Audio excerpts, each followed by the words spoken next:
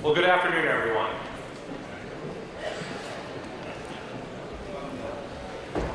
If we were back in my home area of the west coast of the United States, I'd be telling you all howdy.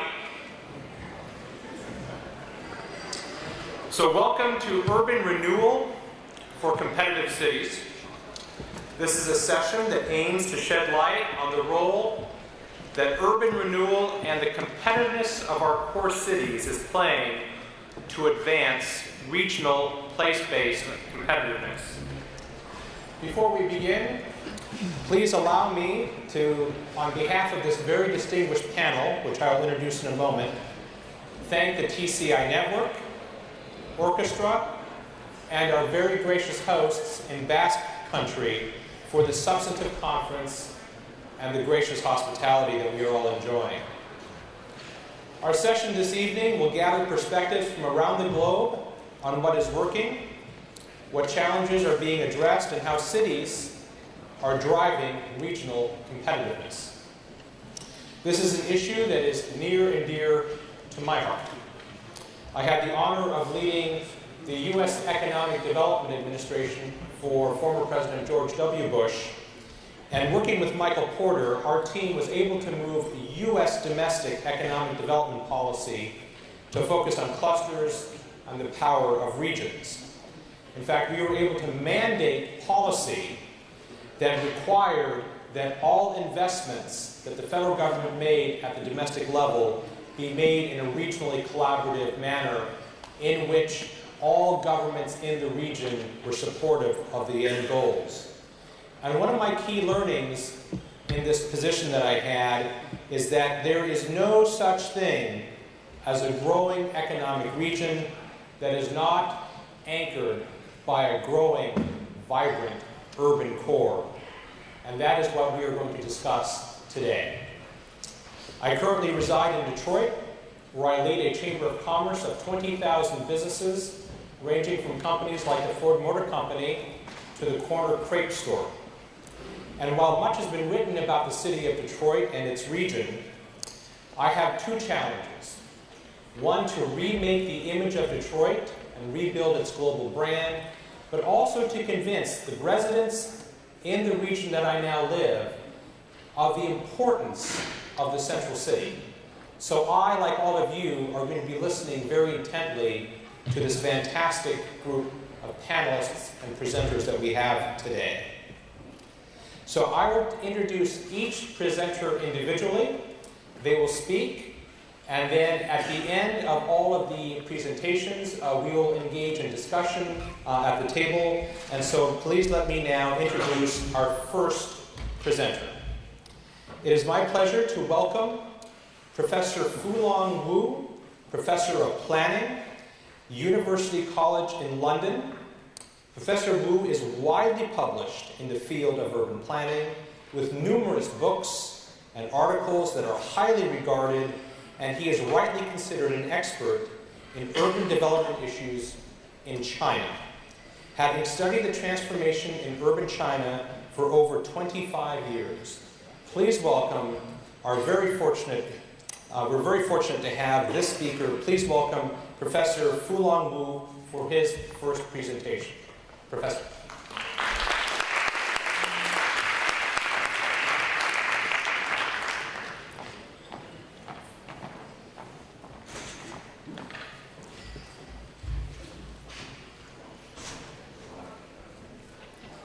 Okay, thank you, Chairman.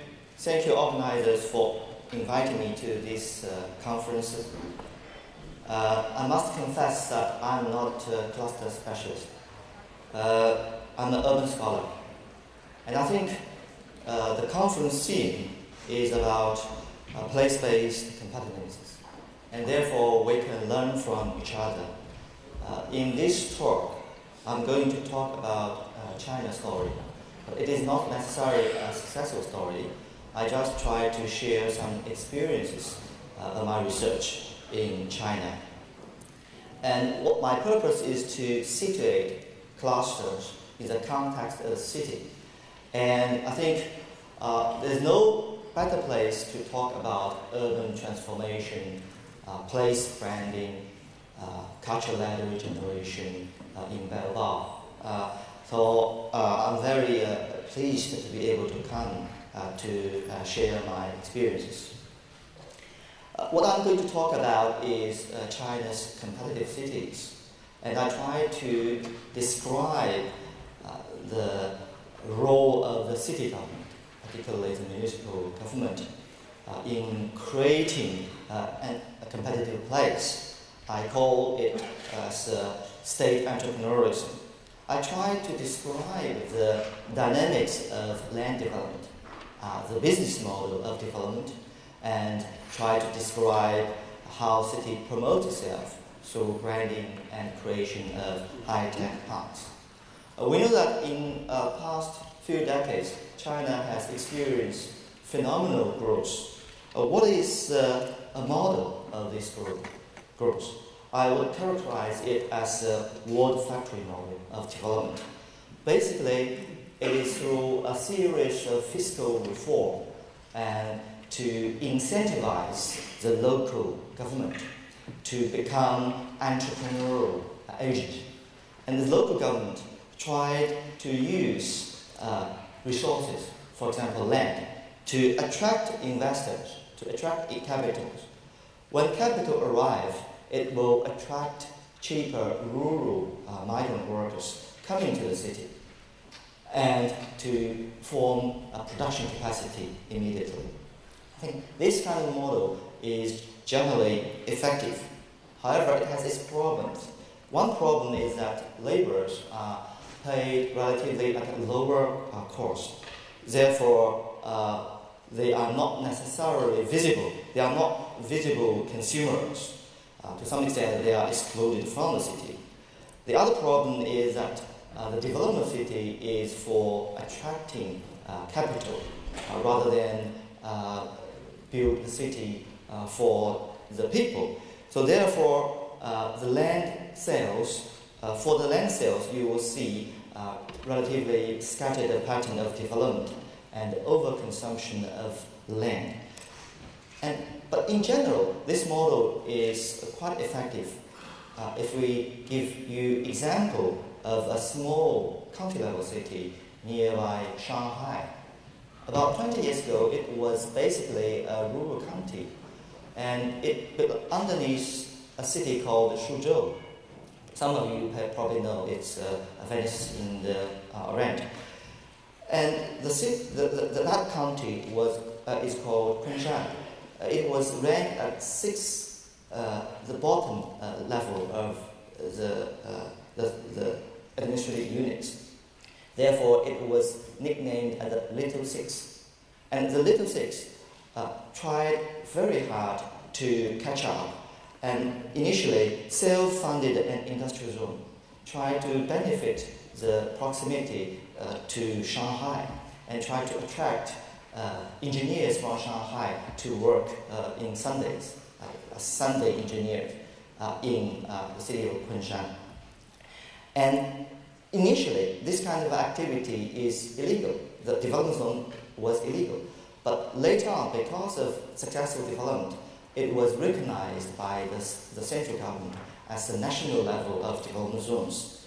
And when Shanghai's Pudong has been officially opened up, Kunshan became a very prosperous county-level city. And you can see it, GDP grows very quickly. It became the world factory where about 40% of notebooks were produced there. And so the business model of this kind of state entrepreneurs is very much relied on land development, tried to attract investment in industrial development first, and then because of industrial development has stimulated property development, and the city government branded places to attract the demand for real estate sector, and the city then sell the land to generate the revenue, and then recycle the profit to fund mega urban project to generate more development opportunities. Therefore, the city government has very strong reasons to invest in big projects. That caused a rapid urban expansion for Chinese cities, and also fierce competition between the cities. For example, the city of Guangzhou compete with a special economic zone called Shenzhen. Literally, 30 years ago, Shenzhen was a small fish village, and now it became a big city in southern China. So the city of Guangzhou received advice from city planners based in Beijing, advised it to move it to the heartland of the Pearl River Delta in order to regain its position as a central city in southern China. So you can see that this spatial plan has been set up, try to consolidate the strengths of the city. And many places adopted place-based competitiveness strategy, creating industrial zones, creating clusters. Eventually, some of these are evolving into new towns with a mixed use. For example, the city of Kunshan, as I mentioned earlier, now try to capitalize its location proximate to Shanghai, not just to do manufacturing, but also to accommodate modern logistics functions, to develop the service space to attract authors, firms, and also try to develop regional quarters. It claimed that it is physically not inside Shanghai, but it is Shanghai's edge city. And for other cities, for example, Beijing, there was a small town outside Beijing, initially developed as small industrial zones. Later, it has been upgraded into Beijing economic technological development zones. And now, according to the newest Beijing's master plan, it has been strategically placed as a major suburban new towns to accommodate the future growth between Beijing and Tianjin, another major city along the growth corridor. And many cities also try to expand them to create development in the city regions by creating urban cluster plans. Because for the central city, instead of competing with nearby cities, they suggest that why shouldn't we get together to spatially and functionally differentiate ourselves to become a cluster of settlements to compete with other cities in other regions. So you can see that city has drawn spatial strategic plans to expand their territory and to collaborate with nearby cities instead of competing with them.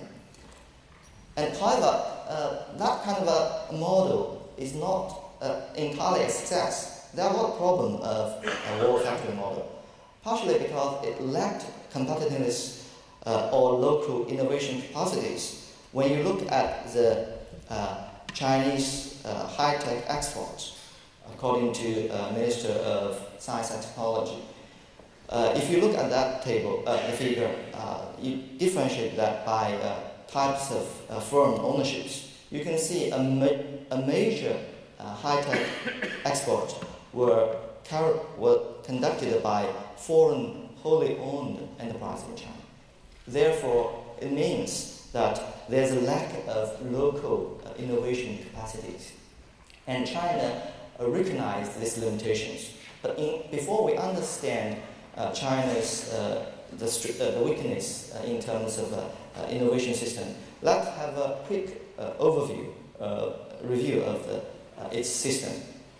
China's national innovation system started from a stage of mission-oriented stage, where the major task was the resources were allocated according to certain missions.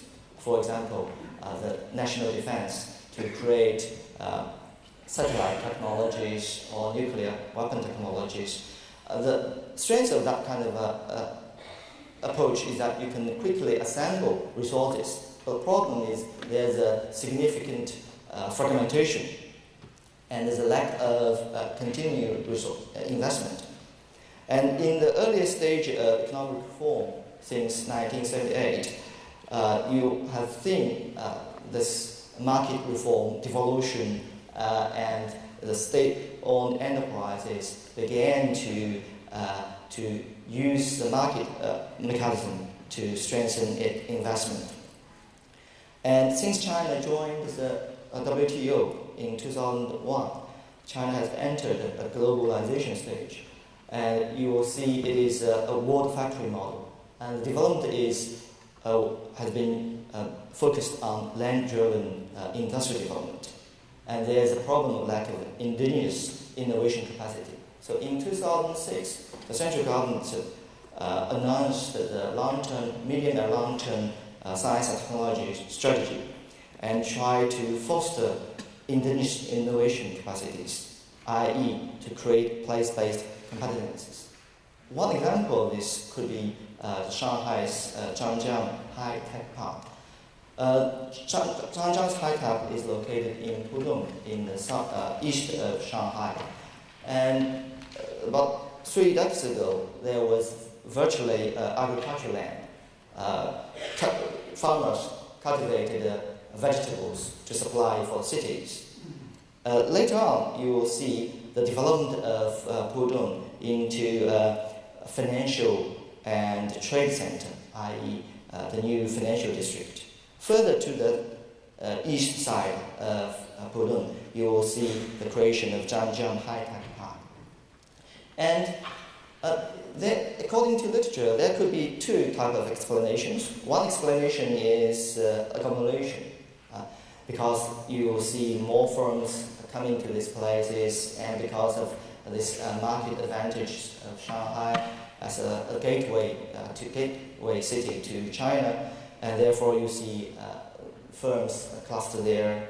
Or you can explain it according to the diversity, i.e. there's a regional innovation system because Shanghai has many different resources to support it. I think all these explanations, mainstream explanations, are plausible. But what I want to emphasize is the role of the municipal government, in particular state entrepreneurism. It adopted a hybrid approach to foster indigenous innovation, i.e. to use various land policies to create development zones, as well as encouraging firms to position them, plugging themselves in the global value chains. And for Zhangjiang High Tech Park, it is not just industrial district, but really it is a mixed-use new town, if you like.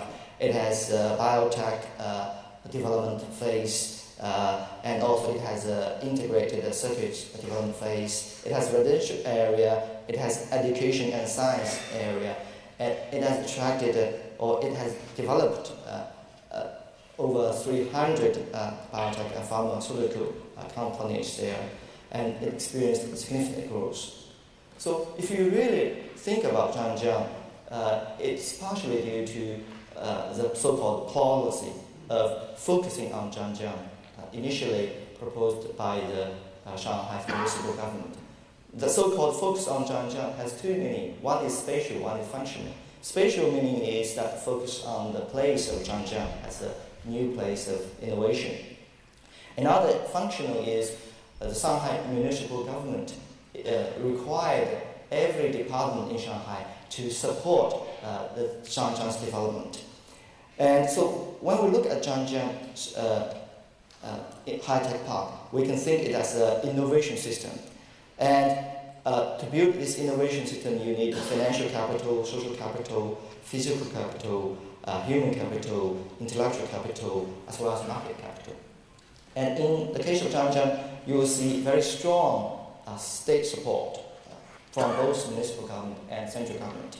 And also you see the revenue generated from land development to be recycled in infrastructure development. You see the market reform has brought out the fragments previously, and there has been a strong guanxi, social relationship have been developed in these places. You have seen new facilities and infrastructure development.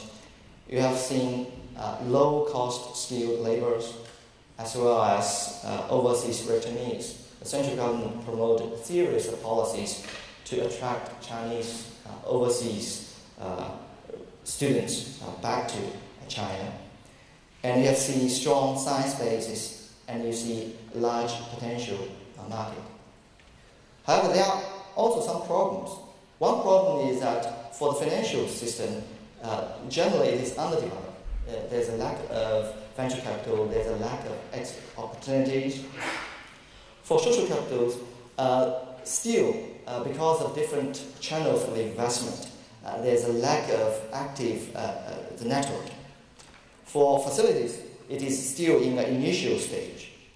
For human capitals, you see low-cost skilled laborers, but there's a lack of managerial talent.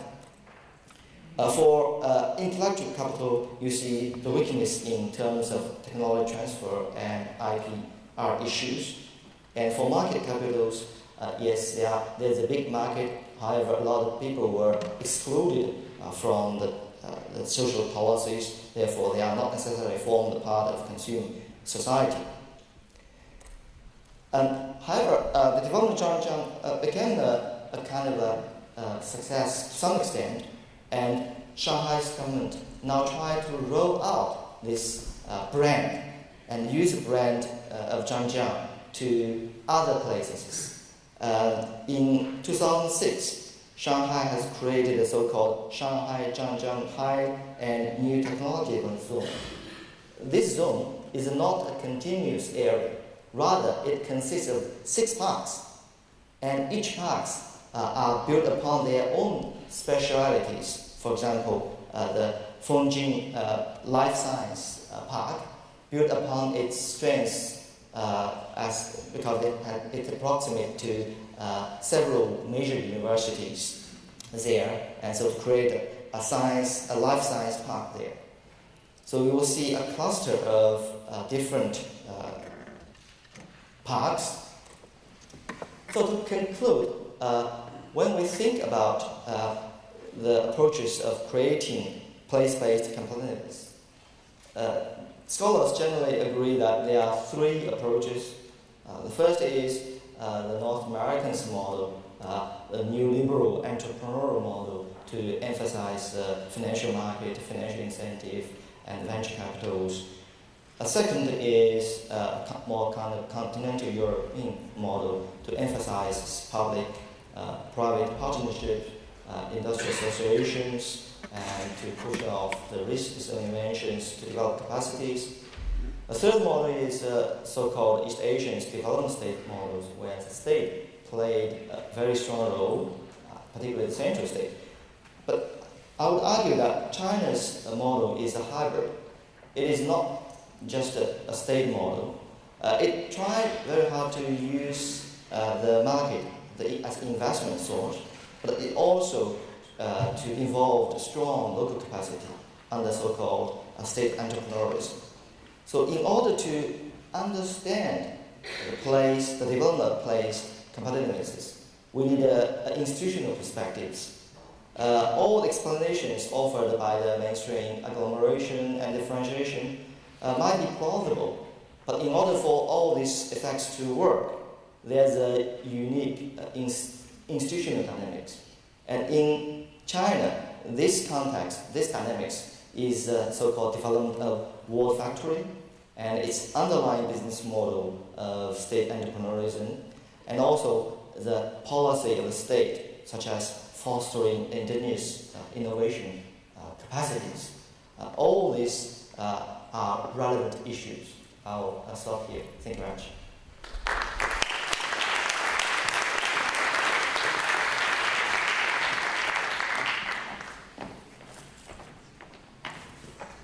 Professor Wu, thank you so much for that incredible research on what is perhaps the most important market in the world right now.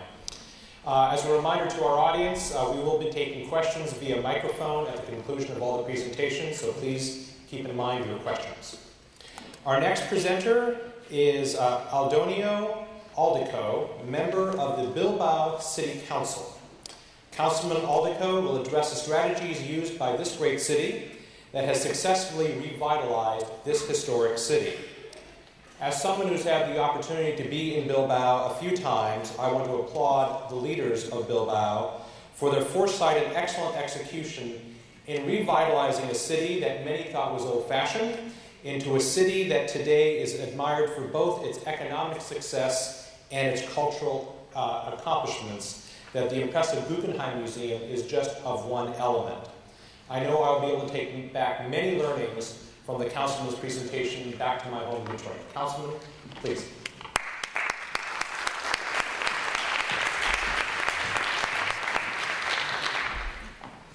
Thank you very much. I will try to present the transformation of Bilbao, especially the future of Bilbao. And I think that it's very important to know the future of the city. So in this moment we are in a war of cities. This is the vision of the cities in 1950. This is the vision of the cities in this moment. How in this moment in the cities there are living the 50% of citizens of the world, and it will be the future in 20 years. So the 80% of citizens of the world, all citizens, will live in the cities. So the city will be the center of the life, the economy, the culture, the innovation, the transformation, the economy. Bilbao, you know Bilbao because you are in Bilbao. We are in Europe. There are two important areas. That is the Pentagon is this part of Europe that is between German, Paris and Milano. In this part there is the 50% of the GDP of Europe and the citizen, and there is the diagonal of Europe with Lisboa, Madrid, Barcelona, Milano. We are not in this part of Europe. We are eccentric. What is our history? Bilbao was founded because it was very interesting for the like a port, but in last century we were the most important industrial area of Spain. We were the highest industrial area. But come the crisis, we have a lot of problems. In 80 years we had 60% of industrial GDP, and the all important companies broken, and was a very, very, very critical situation for the country. And we had a very important flood in 1983. So the city was down, absolutely in crisis, with two types of crisis. Economic crisis and urbanist crisis. How our transformation have 25 different steps. I will not present the transformation. You know, the line 9, the metro, the cleaning of the river, the working, the big facilities, also different steps to transform the city. Why? How? The model of Bilbao. The first is very important to know the money. How obtain the money to change a city? It's very important, the money. Without money it's impossible to do policy. So there are two important cases to understand our transformation. The first is that we have here a Basque Economic Agreement, we have our own fiscal system in the Basque Country, in the autonomy of the Basque Country. But it's a system that is unilateral risk between Spain and Basque Country, and we have a risk share inside Basque Country. But only a tax system, it not give more economy, only give our own tax system. The difference is our economy.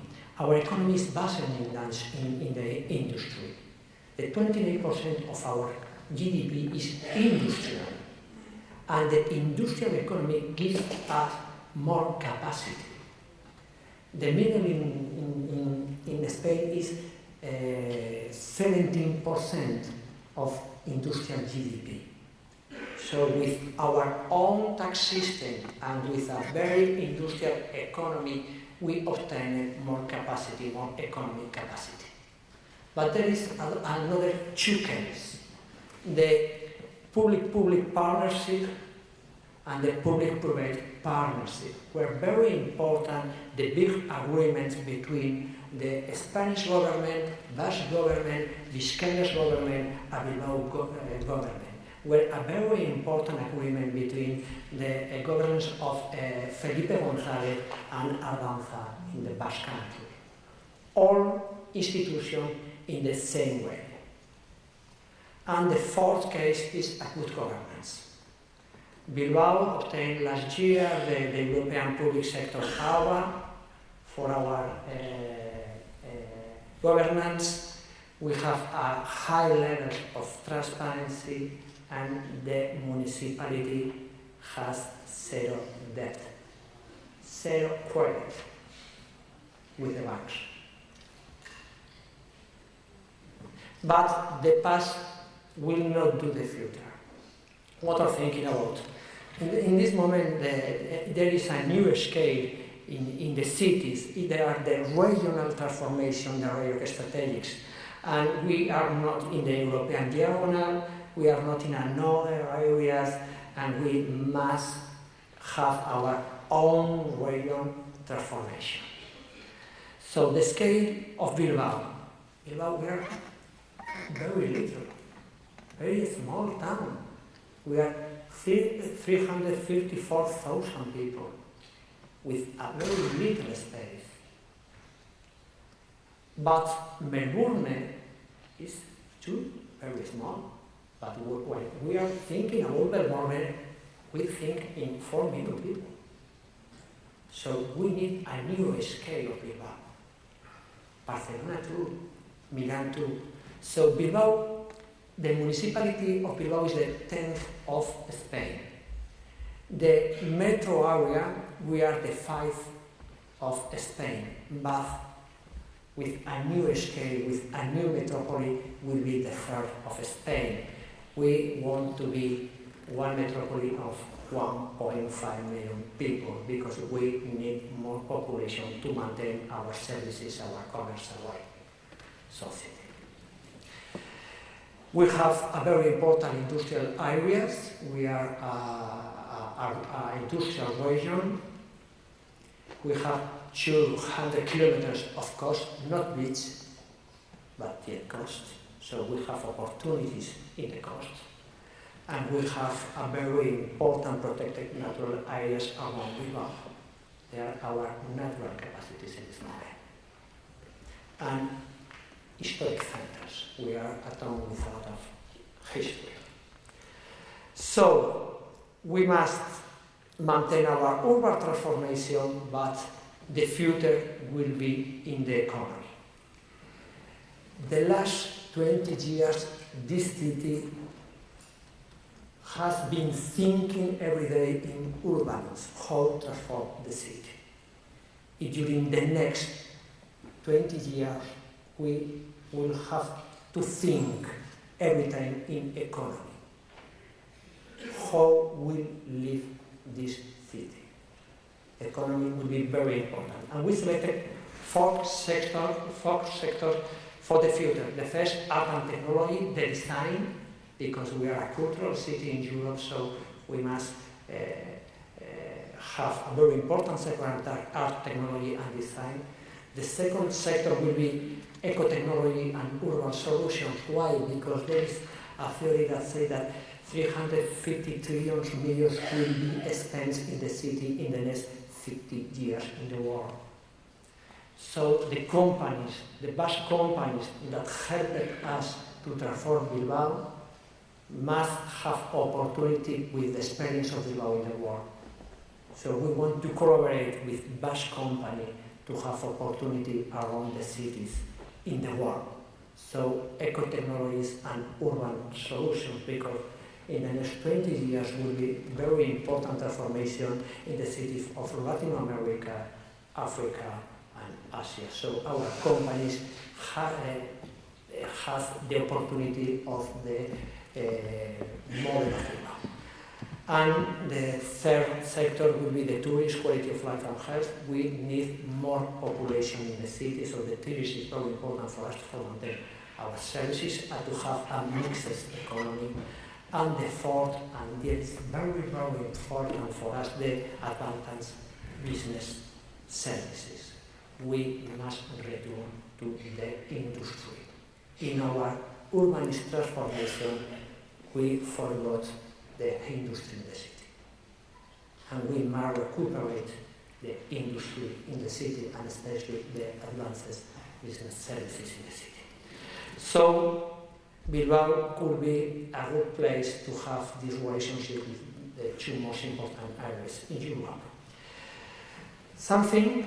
There is a new diplomacy, the urban diplomacy, and the cities have a lot of capacity to take agreement between us. In this moment, we have seen agreement with Singapore, Milano, Qingdao, Bordeaux, Sao Paulo, and Barcelona. So the alliance between cities will be very important in the future, and between mayors there isn't political progress. The next is platforms for sell our services and companies in the world. And our three most important things for the future, our obsessions must be first, connectivity. The spaces with more innovation, with more capacities, with more economy will be the spaces good connected in the world. So our obsession must be maintain a very good connection with the exterior in the city. A good airport, highway, train, every place of connection to the exterior. The third, international. The city must be international to help our company. So in this moment we are in a very important international strategy to give opportunity to our company. We must maintain very high our international brand to help our companies, especially in the sector of urban solutions. And the third, the technology and knowledge and experience will be very important for us. And only there are the innovation areas, the intelligent areas in the world. We are not in this place. This is the ranking of Silicon Valley that is with new technology employees, patents, and venture capital. We have employee goods, patents. This region need more patents and venture capital. So there are our international recognition. I'm only want to say that Bilbao, the work that did Bilbao in the last 20 years will not give us the future. So must work and work and work in the past urbanism, in the future economy. Thank you.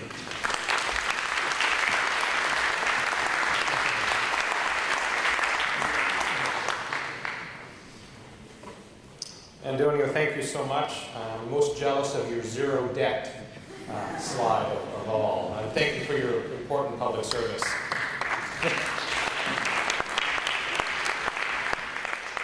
Our next two presenters will provide a brief presentation so we can very quickly move to discussion and questions.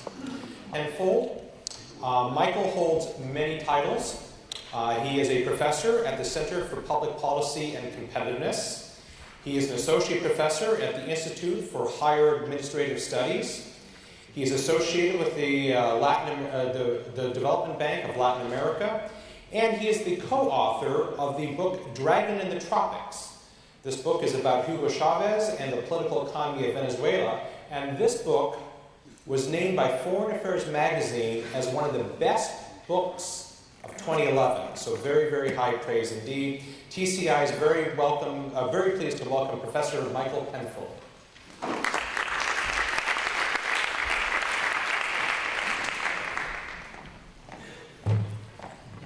Thank you very much. What I want to do is share with you some comments on both presentations, more from a Latin American perspective, and share some of the most important concerns about urban development and economic transformation that is going on in a region that has been growing very quickly for the last decade, over 6.5% of GDP in the last 10 years per year. And I think has enormous challenges that we can learn a lot from what's going on in Asia and also in Europe. If you look at Latin American cities, we're talking about a region that is the most urban region throughout the whole world. 470 million people live in urban areas. And it's a region where not only big cities like Mexico City or Sao Paulo or Buenos Aires are growing, but intermediate cities are growing very quickly, like for example, Medellin or Guayaquil or Córdoba in Argentina. So you have a region where these intermediate cities are growing, but they're growing without the kind of institutions that have been mentioned in the previous presentations. But more importantly, Latin America is the most unequal region throughout the world. And at CAF, Latin American Development Bank, we have just concluded a study where we show how cities in Latin America are even more unequal than nations. So this is a striking and very important aspect when you look at how to build more competitive cities, how to build support institutions to promote economic transformations. You also need to address this very important factor that has to do with social exclusion. But also we're talking about cities where 25% of the population live in informal settlements. So that is also a very important part of the equation. Finally, the context of Latin American cities also, I think, vary when compared to Asia and Europe in very important ways. One is infrastructure. Cities in Latin America have not invested enough in infrastructure. The needs for investments in city infrastructure throughout the regions cover over $200 billion. And most of these cities cannot issue debt. So there's a whole financial gap of how exactly these cities are going to finance the kind of infrastructure that they need.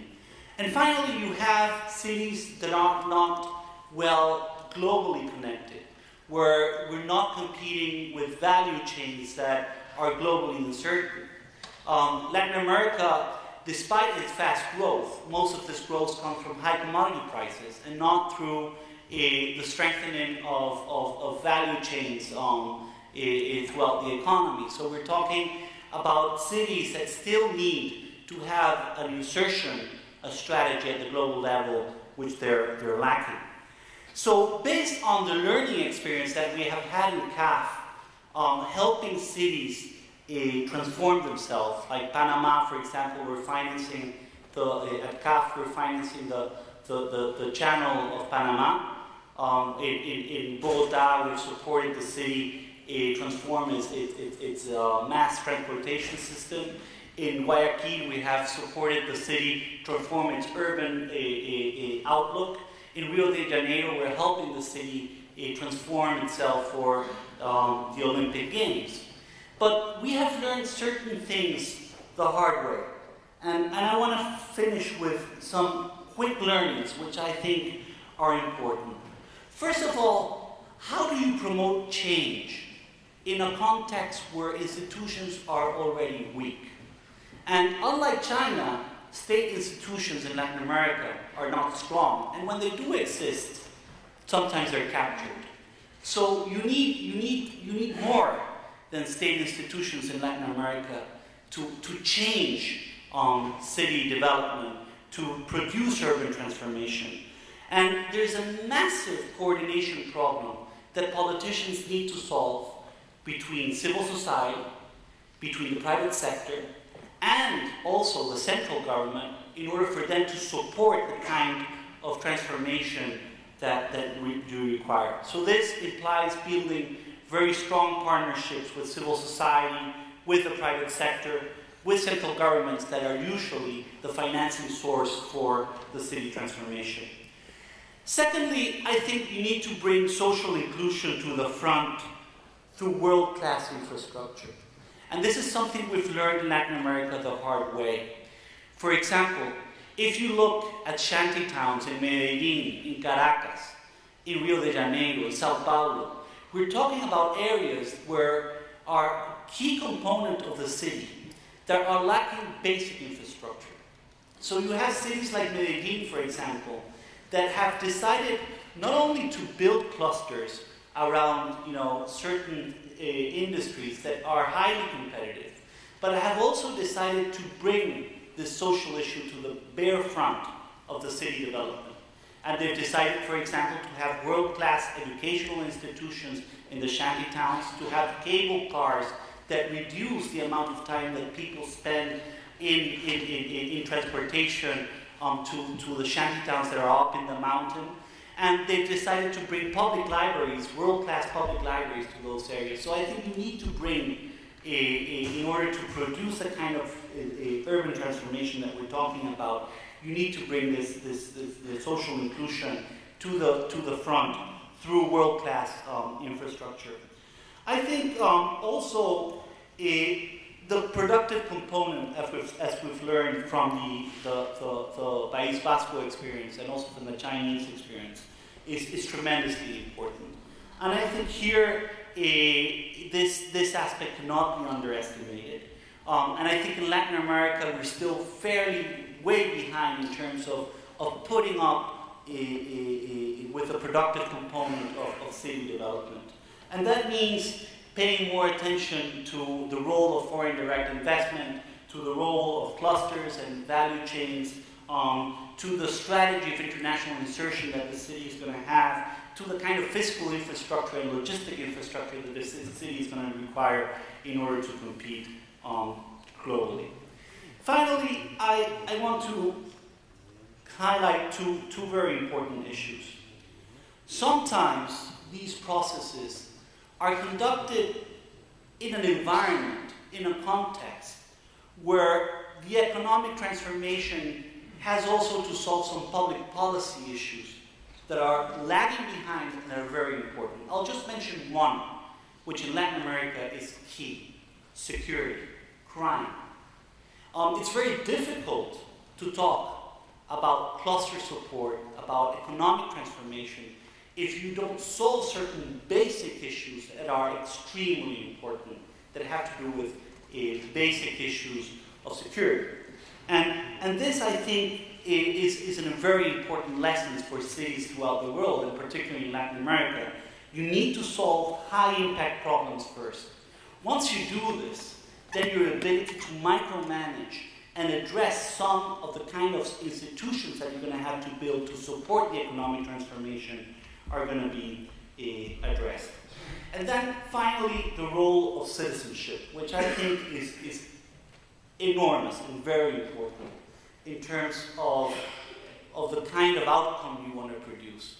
In a context where institutions are weak, in a context where the private sector is also weak, it's not well organized, you need to build support among citizenship. And how do you do this? Well, throughout Latin America, you see elected politicians involving more the citizens in pulling out information about exactly what the kind of needs are in terms of infrastructure, but also having them play a very important role in the kind of decisions and implementations of some of these projects. And finally, you need monitoring. And this monitoring is obviously a very important role that citizenship can play.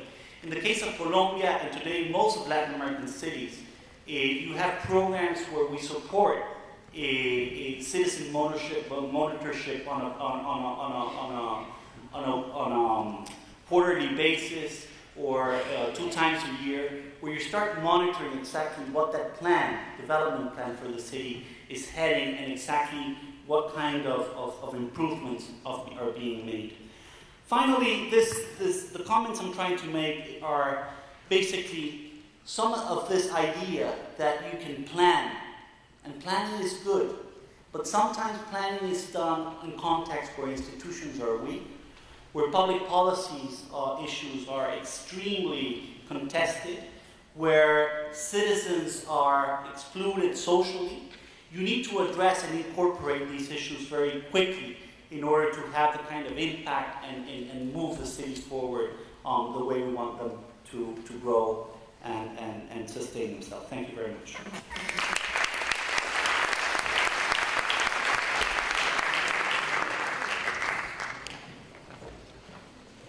Thank you, Michael. Our next presenter is one very familiar to all of us, to a friend at TCI, and is a leader in our organization. Tony Cohey hails from New Zealand and chaired last year's TCI conference. He is a graduate of the Harvard Business School and partnered with Professor Michael Porter on the report Upgrading New Zealand's Competitive Advantage back in the 1990s, and he continues his leadership in addressing competitiveness issues in New Zealand to this day. Tony's day job is serving as chairperson of the family's business that was founded in 130 years ago, Smith & Cahey department stores, and serves in the Auckland Business Advisory Council. Please welcome our friend, Tony Cohey. Sorry about your name, apologize. Thank you, Sandy. I guess I get the honour of being the last presenter of the night, or the day, a long day, so I'm going to keep it really short. What works in city development? I'm going to suggest 3 things. Number 1, get the structure right. Number 2, get the time frame right. And number 3, work on your differences. Going back to the structure, a few years ago in Auckland, which is not a big city, only 1.5 million people, we had 8 separate city councils. We merged those into one super city council, and that one council is now doing things that wouldn't have been possible under the old fragmented structure. Very important to get the structure right. Number 2, time frame. It's very tempting for politically elected officials to think of the long term as the date of the next election. It might be 3 years, it might be 4 years, but we know that this competitiveness stuff takes decades. And so somehow you have to move the focus of attention away from the next election beyond that. In our case, the national government legislated that the local government must produce a 30-year plan. And so suddenly the focus goes up from 3 years to 30 years. And you start seeing things in a 30-year plan that you don't see in a 3-year plan. Like, is the port in the right place? Should we move the port? Michael Enright says, I live in Hong Kong, we've moved the port 3 times, that's not a big deal. But other cities might have a different view as far as the magnitude of that job is concerned. So in a 30-year plan, you can address things that you don't address in a 3-year plan. And underpinning that, we have an economic development strategy, which is a 10-year plan, which works towards that 30-year plan, but is more realistic about what can be achieved in a 10-year plan. And the third point is simply build off your differences. That is the art of strategy. I remember sitting down with Michael Enright a few years ago with some people in our yachting industry. Boat building was the industry that we were working on. And Michael simply asked the people, Wednesday night races, how long does it take you to get from your office onto your boat? And the answers range from about 5 to 7 minutes. And maybe that's one reason why the marine cluster has been such a big part of Auckland's industry and one of our more successful clusters. We're building off differences that other cities don't have. So in summary, the three things that I've seen work for city development is 1, get the structure right, 2, get the time frame right, and 3, build off your differences. Thank you very much.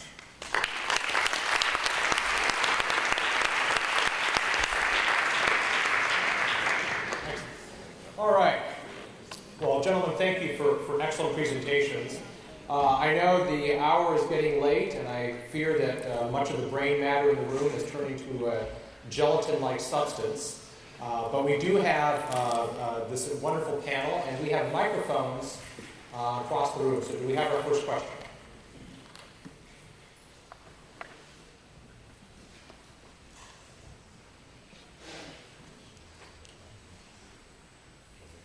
They're free.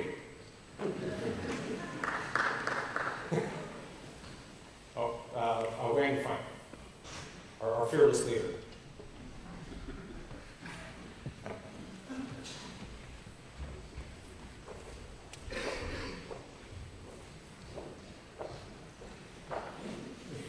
Thank you. I'll try to break the ice and ask a question.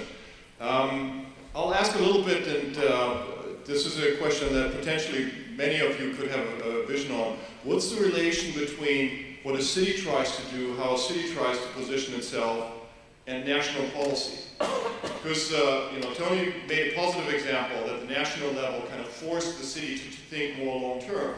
But traditionally, I think we've often seen that national governments try to work against some locations dominating others. Do you see that tendency, whether it's in Latin America, whether you see that here, Basque Country, or in relation to Spain, whether you see that in China? Thank you. Fu Long, you want to start? Yes, I think in case of China, the central government does promote the development of Western region as well as the middle central region. But the central government thinks it as a complementary process, i.e. for the eastern, more developed coastal area to relocate some of the low-cost manufacturing industries into the western industrial bases, while it gives the opportunity for the coastal area to upgrade its industrial structures. So from the central government point of view, it is mutually beneficial rather than redistributive. So it is good for the eastern region as well as the western region. And I think one lesson to learn from China in its economic reform era is to incentivize local government, and no matter whether it's a city level or a regional level. You need people, actors, agents who work on the ground to make things happen, because China is so big.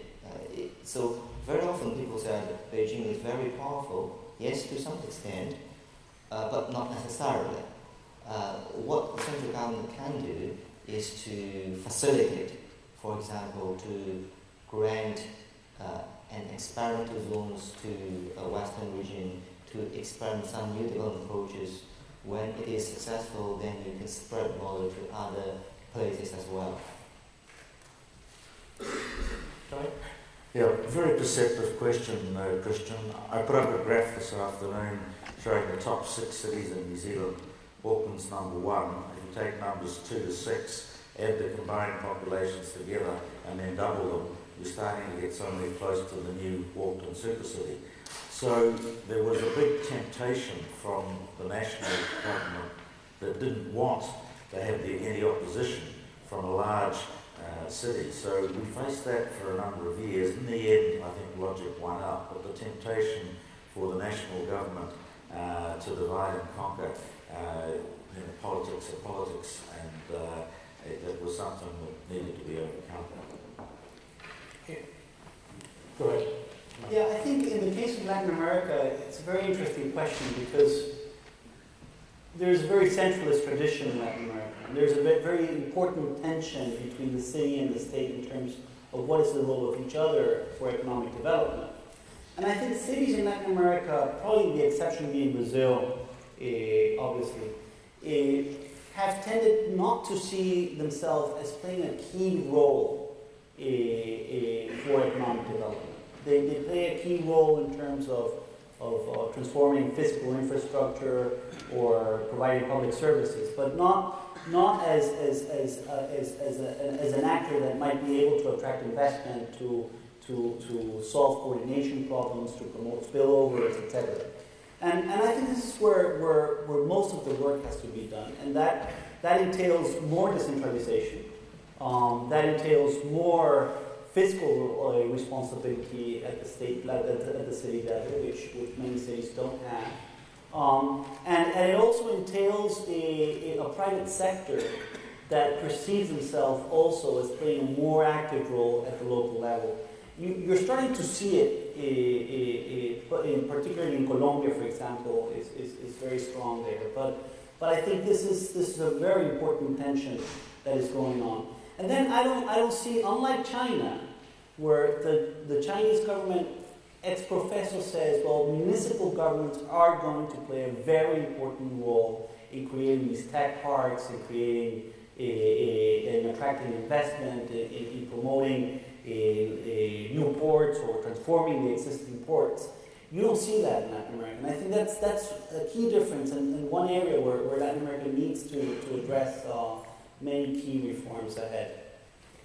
And my vision of Spain is that Spanish government don't believe in the cities. The Basque government don't believe in the cities. And the Vizcaya governments don't believe in the cities. We are a second-level institutions. You go to France and the mayor, they are very important people. In Spain, the mayor, they are second or third levels politicians. This is the reality. So we don't have money, very little money, and we have the capacity to go every day, every hour, to the doors of the other institutions to ask help. But here, don't believe, the another institutions don't believe in the municipalities. And we don't have money, we don't have capacity, but we have another capacities. If we have a good strategy, if we have a good vision, we have the capacity to go and to have a good partnership with the public and private sectors. But I am sure that in this moment, the Spanish government, the Basque governments, and the Vizcaya's governments don't want a very forced municipalities. But the future will be of the municipalities. Because in this moment, all the Basque country is a city. And in a few time, we will take a very important agreements between cities and will be more important than agreements between regions, I think. Yeah, Christian, my perspective is a little different, or similar, but the national governments can certainly hinder and they can enable, but in my experience, more particularly in North America, is that national policy is used as an excuse by cities for not taking actions. If national policy were the predominant driving factor in the health of cities, then all cities of a similar size would have very similar outcomes in terms of economic growth, economic prosperity, and obviously that's not the case in any nation. In most nations, national policy changes relatively slowly. So if it's good policy or bad policy, at the very least, it can be planned around. So you know what you're dealing with. So certainly national policy can play an incredibly important enabling role. It can be an hindering role. But at the end of the day, it is up to the city, it is up to the region to determine what they do. And I think Bilbao, frankly, is a fantastic example. After the flood, Bilbao could have just said, well, gee, isn't that too bad?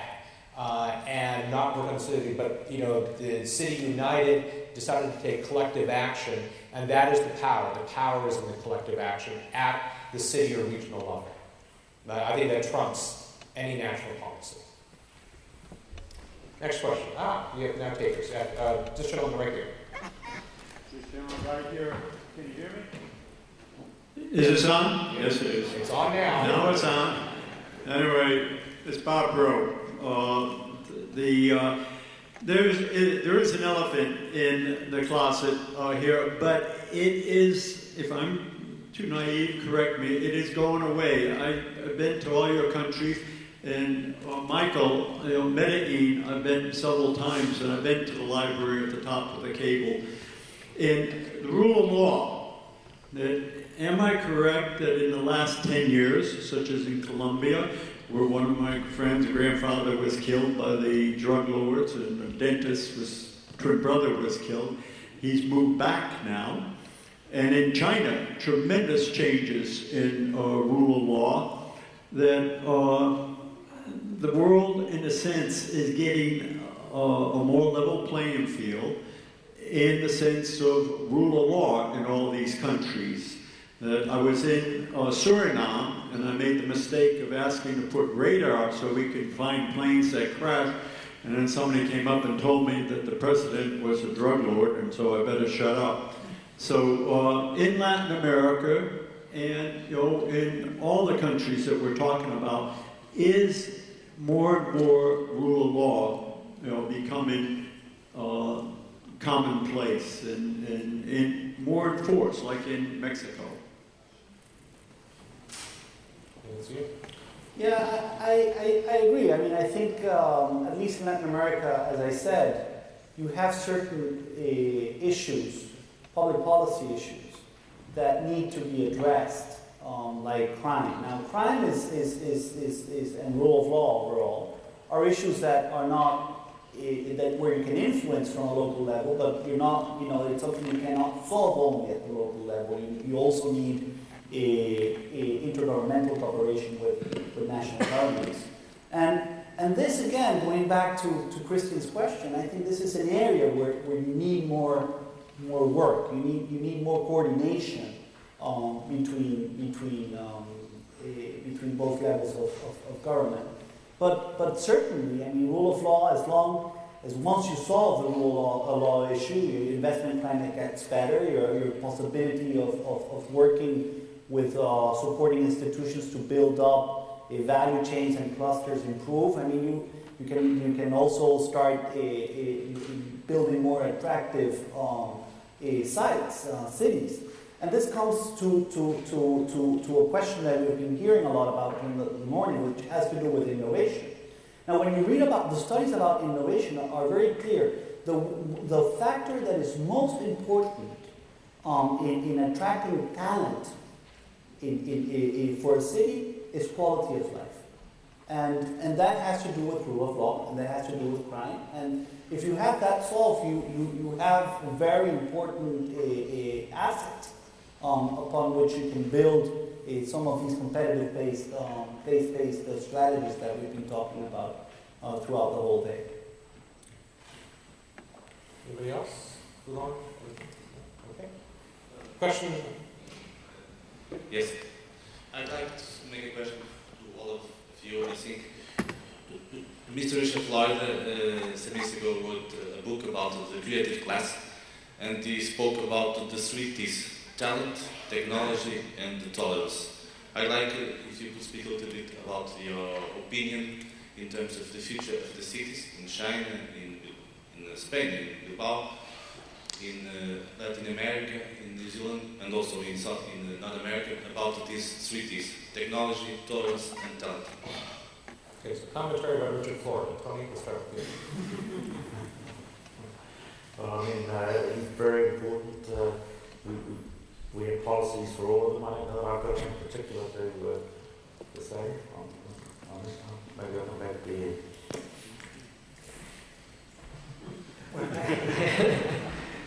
I said that the three obsessions of Bilbao must be the connectivity, the international dimension, and the technology. I think that knowledge exchange and technology will be very important. In our case, one part of this activity, there isn't in the cities. There isn't in the city. There are in the region.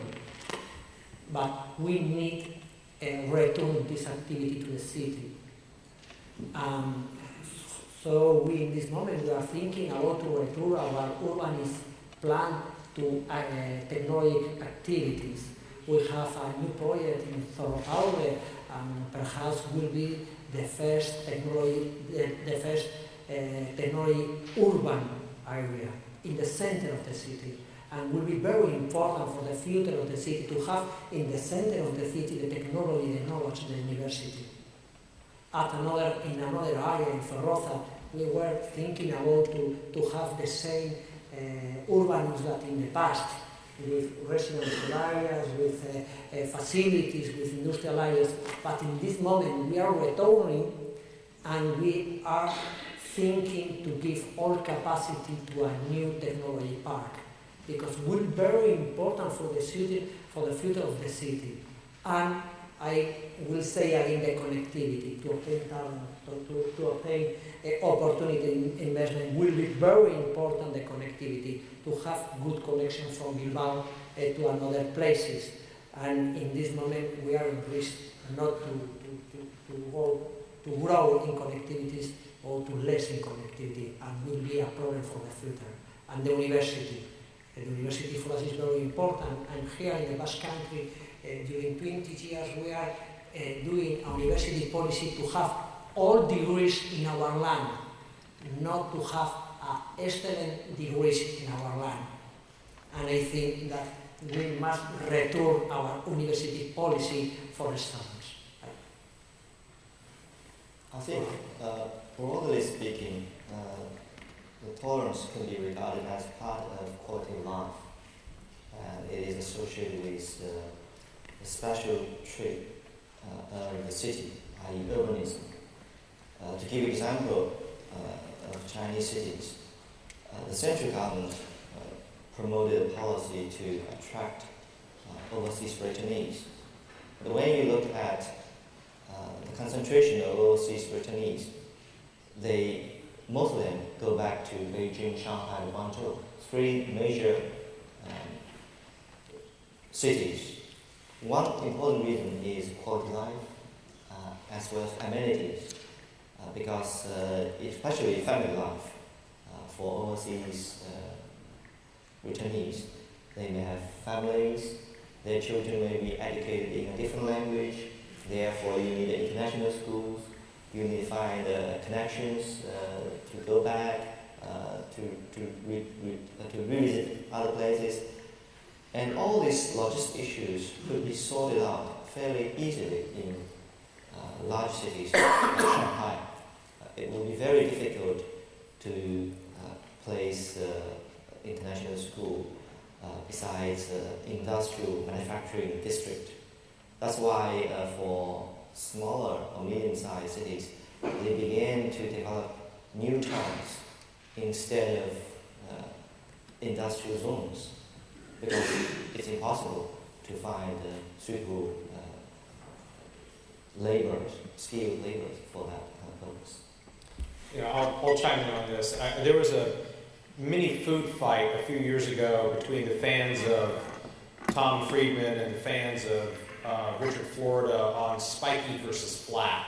And I thought it was the silliest argument I had ever heard. First of all, they're both right, just at different levels. First of all, there are more spikes across the globe today, and spikes continued, and Antonio had a great chart about kind of the spikes in terms of talent and how people are moving to cities. So certainly, Richard Florida is correct that that cities are the attraction place. That's where the innovation is occurring. But there's more spikes across the planet, and the connectivity allows us to do that. But Tom Friedman is correct as well, too, in terms of, one, there's more spikes across the planet. I think that was kind of his point, that you could be anywhere on the planet. And at the individual level, Tom Friedman is exactly right. Because it doesn't matter, where any of us really live. Most of us, I assume, prefer to live in a city of some sort. But if we wanted to, think of all the people that we know that are professionals, particularly consultants, that they're really looking for access to a world-class airport, but they live wherever they so choose. For them, the world is exceptionally flat. And the last point about Richard Florida that I'll make, I know you all had one of your conferences in my hometown of Portland, Oregon, which is where I grew up and is my home. And I love Portland. But Portland is a city that has focused almost exclusively on quality of life issues. And quality of life is exceptionally high there. You just can't find a business, with two hands and a flashlight. You need both. While Portland has amazing assets and amazing quality of life, its economic performance has always struggled compared to its peer group cities because it is exclusively focused on the quality of life and not on some of the basic business elements. So you need both. You actually need both. Today, especially as the younger workforce is starting to take control, quality of life is a hygiene factor. You must have an attractive quality of life to even be on the playing field. So if you don't have an attractive quality of life, then you're really not even in the game. But it starts with quality of life, and then you have to build on the business elements on top of that. So you can get your commute to your boat down from 7 minutes to 5 minutes. And for us in Portland, it's really to our bicycles in 5 minutes or less. Next, let's take one more question, and then I have some announcements to make. Okay? Our last question will be right up here in front. Thank you. Maybe this will be short because it's really to you, Andon. When I saw your list of what you've accomplished here in Bilbao, I was very impressed, as were we all, I'm sure. It reminded me of a list I saw in Chihuahua, Mexico, maybe 15 years ago, and I got the chance to watch that somewhat closely. Alonso Ramos is probably in the room somewhere. He was one of the leaders of that. And we saw that public-private partnership was very important for that. You mentioned it, but you didn't really talk about it. I'm wondering if you can give us a flavor of how important that may have been for actually achieving some of those initiatives. I'm assuming that one of the ways you got to look long-term instead of short-term was that you had businesses and interests that had that kind of long-term fundamental issues in mind instead of just politicians. But that's my assumption. Maybe you can tell me what was the reality. Well, the reality is that the start of the transformation of Bilbao was public-public partnership, especially public-public partnership, and because it was an agreement between governments and the companies of governments. This is the reality. But when the transformation started and passed the years, little by little, the private companies and private institutions took the strategy of the city. For example, in Abando Ibarra, there is the Iberdrola Tower. It's designed by Peri, but this company decided to contract Peri to design this tower. For example, the library of the Deusto University was designed by Monet. For the Deusto University, will be more cheap to contract a local architect, but decide go with the city in the same strategy. And building strategies. And in the future will be more important for Bilbao the public-private partnership. Why? Because we are in crisis. We don't have money. And the public-public partnership will not be the future. Because the Spanish government don't have money. The Basque government don't have money. And the Vizcayan government don't have money. And we don't have debt. But no money. So, we will have a vision. We will say the way, but we must link to our strategy the private sector, because the future of this country will not be the public investment, will not be possible during the next 10 years. All right. Let me ask any final comments from our wonderful panel? Okay. Before we thank the panel, I've been asked to make some announcements. This is why they pay me the big money. So for members of TCI, immediately at the conclusion of this session, there is a social gathering in room A4, and I think there's a slide. If you could pull up that slide, please. Transportation back to San Sebastian, 7 o'clock, which I know will be shortly after 7 o'clock, in front of this conference center, and also at 11 o'clock. So you can take the 7 o'clock bus or the 11 o'clock bus. 9 o'clock, sorry, thank you.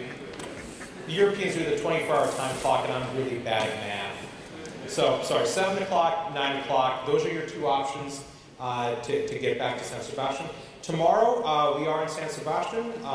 We start at 9 o'clock. And if you are a panelist and you have a presentation, you may charge your presentation or drop off your presentation at the registration desk. And if you are participating in that first session, please be in the workshop room before 8:50 in the morning. And a final reminder, back in San Sebastian, your pass, your name badge provides you free transportation, free public transportation up until the 19th of October. So to show that to the bus driver, and you can go anywhere for free. So at this time, we are concluded for the day. Thank you very much to this wonderful panel.